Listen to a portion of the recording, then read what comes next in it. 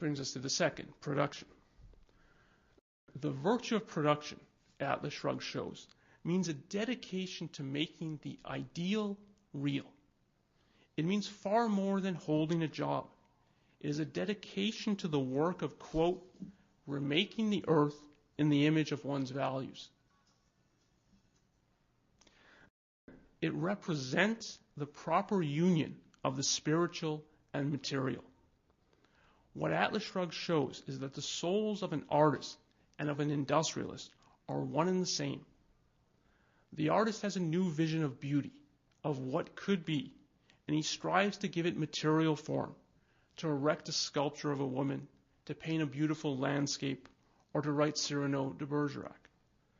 The industrialist has a new vision of prosperity, of what could be, whether it be railroads crisscrossing the continent, a metal superior to steel, or a computer on every desk. And he works endlessly to bring his vision into existence. All production is born of a dedication to one's life in reality. It is the earthly form of idealism. And without it, there is no self-esteem. Now, the producer, in his dealings with other men, demands a non-sacrificial mode of existence. In issues of both matter and spirit, in money and in love, he is a trader. Quote, a trader does not ask to be paid for his failures, nor does he ask to be loved for his flaws. Just as he does not give his work except in trade for material values, so he does not give the values of his spirit, his love, his friendship, his esteem, except in payment and in trade for human virtues, in payment for his own selfish pleasure, which he receives from men he can respect. Close quote. Trade is moral, not because it achieves the welfare of the meek or the wealth of the nation. Trade's justification is not that it somehow commutes selfishness into self-sacrifice. Adam Smith's invisible hand, taken as a justification, is corrupt. Trade needs no outside justification. The justification of trade is precisely that it's trade.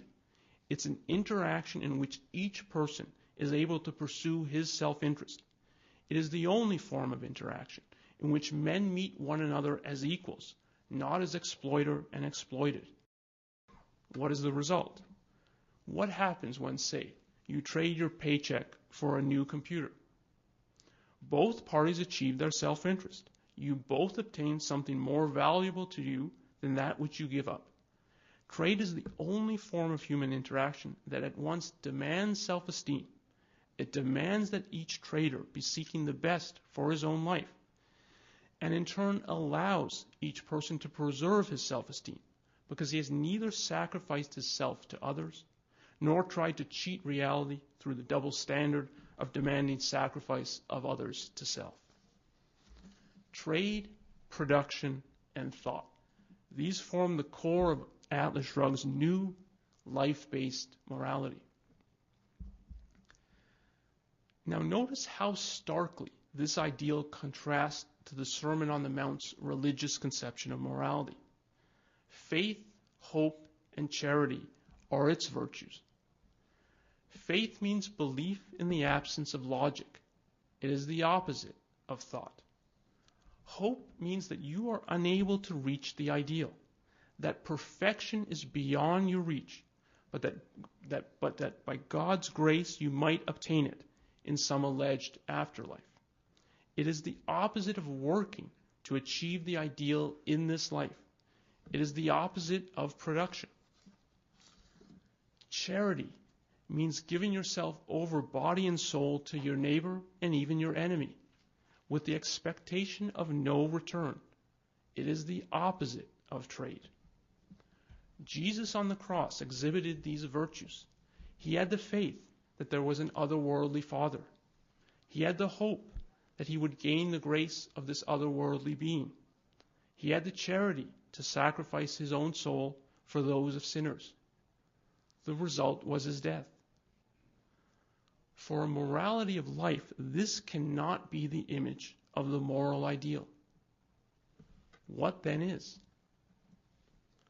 The great thinkers and producers, the men of the mind, the heroes of Atlas Shrugged, the scientists, philosophers, artists, inventors, and industrialists who make a human mode of existence possible. Individuals like Aristotle, Newton, Edison, and Rockefeller. Remember Jefferson's gallery of worthies. Who were some of the individuals included in it other than himself?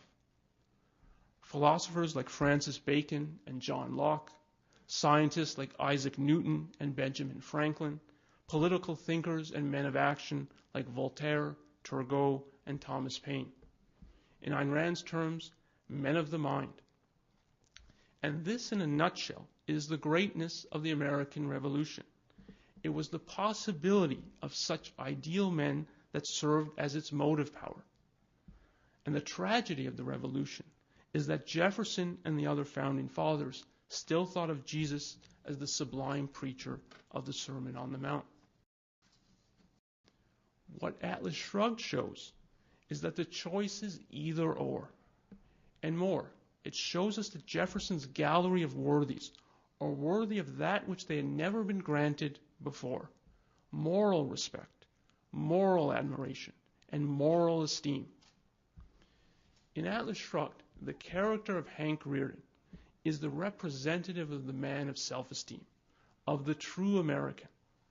Rearden is a man of tremendous intellect, drive, and productivity, who is denounced for his ability. And although he possesses the core of self-esteem, he's hobbled by the thought that morally he's unworthy. Atlas Shrugged is a story of his liberation. To all such men of real self-esteem, Atlas Shrugged throws a lifeline from the morality of sacrifice. Quote, "They had known that theirs was the power. I taught them that theirs was the glory." Close quote. Now, why did Ayn Rand do all of this in the form of a novel? Well, precisely because her concern was the moral ideal. She wanted to give material expression to her new vision of the ideal. The form in which one does this is art. The goal of my writing, she said after Atlas Shrugged's publication, is the projection of an ideal man. Art allows one to experience the ideal made real. It allows one to inhabit that world for a time. As anyone who's read Atlas Shrugged knows, the contemplation of a great work of art is an unforgettable and indispensable experience. Now, Ayn Rand, of course, knew that one can learn a lot from Atlas Shrugged, but she regarded this as a secondary benefit. The book's primary, essential value is that within its pages, one experiences her new ideal made perceptible and real. Any great romantic work of art is, to quote from one of her later essays, quote, "an entity complete in itself, an achieved, realized, immovable fact of reality, like a beacon raised over the dark crossroads of the world, saying, 'This is possible.'"